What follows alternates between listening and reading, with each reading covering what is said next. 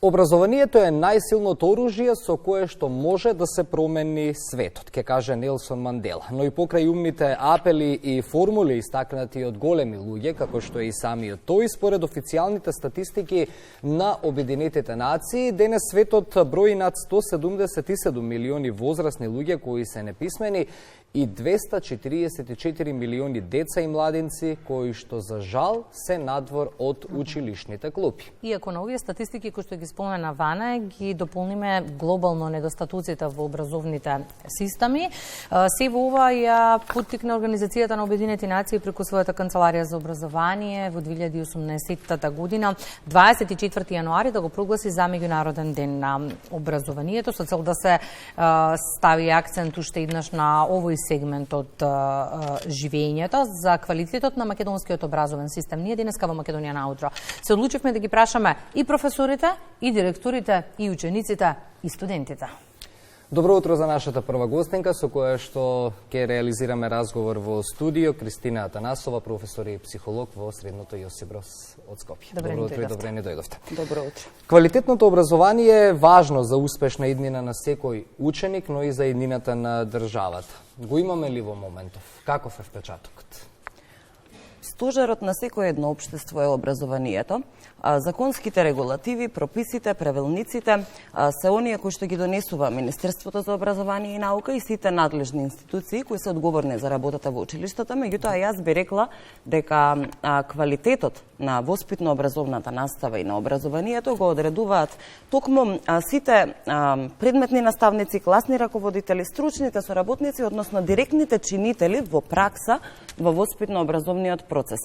Како и во секоја бранша, така и во образованието, верувам дека секоја една личност која што е вработена во рамки на оваа професија е свесна дека на тој начин директно влијае на нашата иднина, на својата иднина, на иднината на своите најблиски, затоа што со квалитетно образование ние всушност инвестираме во она што значи наш активен чинител во општеството во некое идно време. Од тука произлегуваат сите оние лекари, судии и сите бранши кои што во иднина ќе работат во нашето општество. Од она што се вели состојба на терен, јас би рекла дека навистина можеме да се пофалиме со едно квалитетно образование. Зошто? Затоа што стариот модел на настава во кој имаме класика, предметен наставник кој што предава градиво и ученик кој што пасивно слуша, е веќе надминат и веќе е дегутантно да зборуваме за една таква пракса. Сосема спротивно, со самиот развој на модерната технологија, со самата дигитализација, веќе имаме еден модерен облик на настава, каде што наставникот го стимулира ученикот активно да истражува, самиот да бара нови информации, да поттикнува љубопитност, да стимулира креативност, иновативност, односно да се поттикнува ученикот самиот да се инволвира во сите тие процеси, на тој начин влијаеме на развој на самодовербата кај учениците и слично. Значи имаме еден активен процес на вклучување на учениците во самиот процес на настава и образование. Како што се движи развојот на технологијата, како што оди светот напред, така е неопходно и самото образование да го придвижуваме и јас навистина гледам на дело и во пракса дека работите одат напред и дека имаме одредена пракса на нагорна линија. Квалитетното образование, Кристина, зависи од многу фактори. Сега тие фактори сакам да ги продискутираме. Каква е грижата за образованието подетално и на државата, и вас на професорите, и на учениците, и на родителите? Неколку фактори се во игра.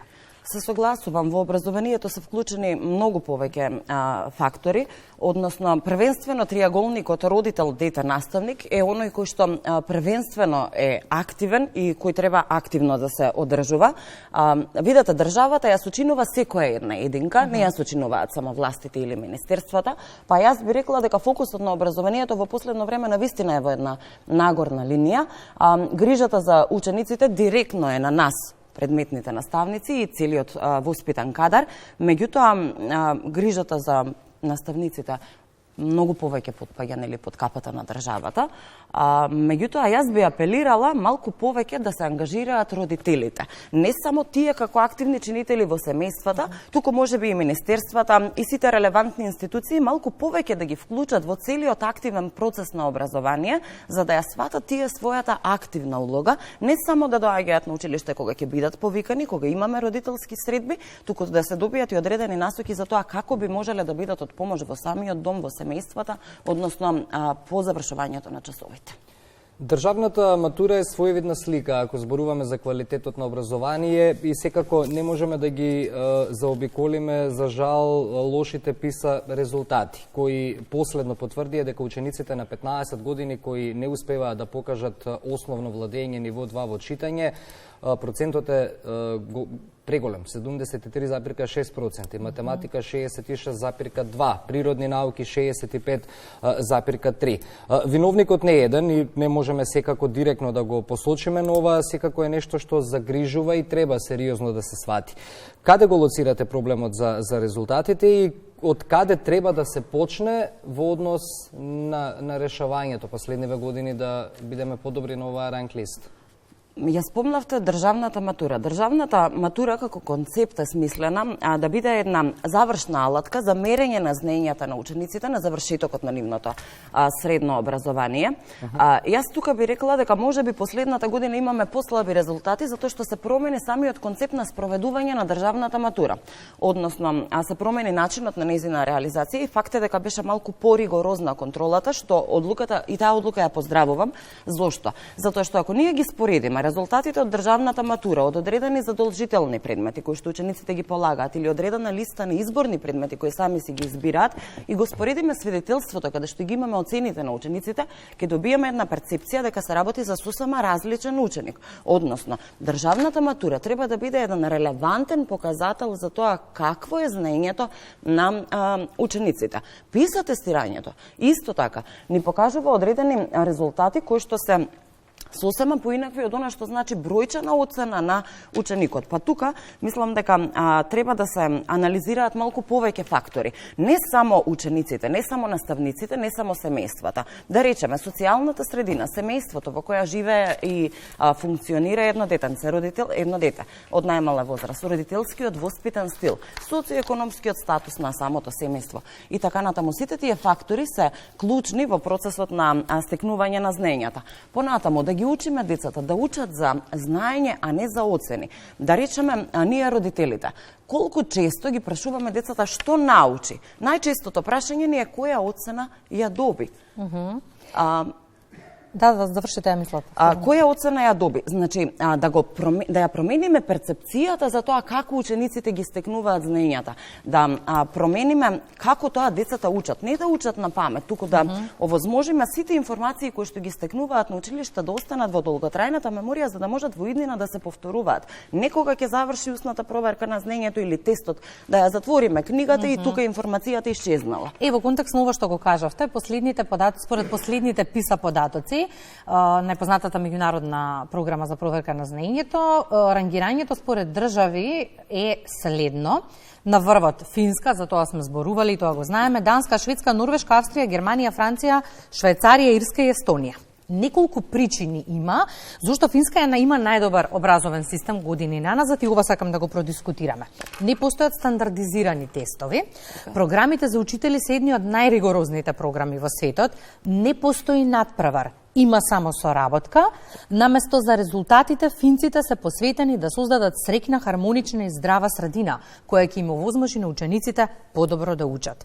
Колку е важно и се трудиме ли да создадеме среќна и хармонична средина во која што нашите ученици ќе сакаат да учат? Ова последното што го кажавте, можеби тоа ми е мене како психолог професионална деформација, меѓутоа секогаш се заложувам да учениците ни доаѓаат среќни на училиште, да функционираат во една хармонична средина, не да доаѓаат под стрес, не да доаѓаат со прашалници во глава. Дали ќе имам ненадејно испрашување, дали ќе ме праша професорот и ќе добијам негативна оцена. Секогаш треба да пристапиме од аспект на почит на личноста на детето. Зошто? Затоа што тоа дете кога ќе дојде на училиште, не треба да заборавиме дека и тоа е едно живо суштество кое што можеби во текот на вчерашниот ден имало некоја ситуација која не му овозможила и не му дозволила да ја совлада лекцијата, да се подготви за на училиште и така натаму. Според мене, јас сум секогаш противник за тоа да имаме ненадејни испрашувања.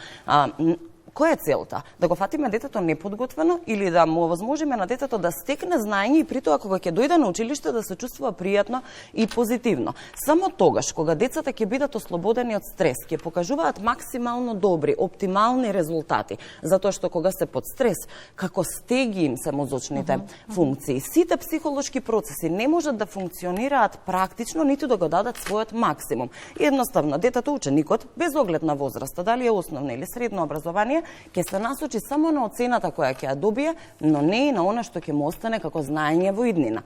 А само тогаш кога имаме опуштена атмосфера, ќе имаме максимално продуктивни резултати. Ќе се навратам, ја спомнавте Финска. Зошто имаат најдобри резултати? Еве конкретно написате страњето. Според мене, анализирајќи ги сите карактеристики, можеби затоа што највеќе ја почитуваат личноста на ученикот. Им дозволуваат да дојдат на училиште онака како што сакаат да бидат облечени. Тоа не значи дека нема почитување на некои кодекси. Тоа не значи дека ученикот може да дојде и во бикини или во било каква несоодветна облека. Туку едноставно се дава простор за учениците да стекнат една одговорност и да знаат дека не можам секако да се појавам на училиште, меѓутоа од друга страна ќе се чувствувам пријатно. Позицијата на седење не мора да бидат седнати во училишни клупи на столчиња, туку едноставно може да заземат позиција која што ќе им одговара, за да сите процеси бидат на едно оптимално ниво. Едноставно сметам дека можеби е тоа пример по кој треба да се водиме. На тој начин овозможуваме слобода на учениците, но од друга страна постигнуваме и можеби најдобри резултати. И сосема накусо во една минута за крај, колку е важно да бидете на располагање на учениците и по завршувањето на училишниот ден, бидејќи со заминувањето од училиште не завршува тука се, кога зборуваме на тема образование и тема ученик. И дали достапноста што денеска учениците имаат до професорите вродува со плод? Бидејќи ако се вратиме во наше време и нашите генерации, немавме никаква комуникација со професорите по заминување од училиште. Знаете, нашата професија не е со фиксно работно време. Од нас често се бара да бидеме достапни на учениците, на родителите, да имаме редовна комуникација. Јас би рекла дека секој кој ја работи просветарската работа е некој кој е неопходно да ја работи со многу љубов, затоа што нашите ученици бараат и имаат потреба од контакт со нас. Ние е необходно тоа да им го овозможиме, затоа што на крајот ние им служиме како еден модел за идентификација по кој тие се водат и им служиме како позитивни примери какви сакаат во иднина да бидат. Помошта и поддршката не се состои само во тоа кога имаат проблем, туку ние едноставно ги учиме на некои вредности, ставови во животот по кои треба да се водат и кои треба да ги почитуваат. И јас искрено се надевам дека многу повеќе имаме позитивни примери отколку оние спротивните. Долги години сте во образованието, кога ги гледате генерациите кои што ви поминаа низ раце, низ годиниве, можете да кажете за себе, Кристина заврши добра работа.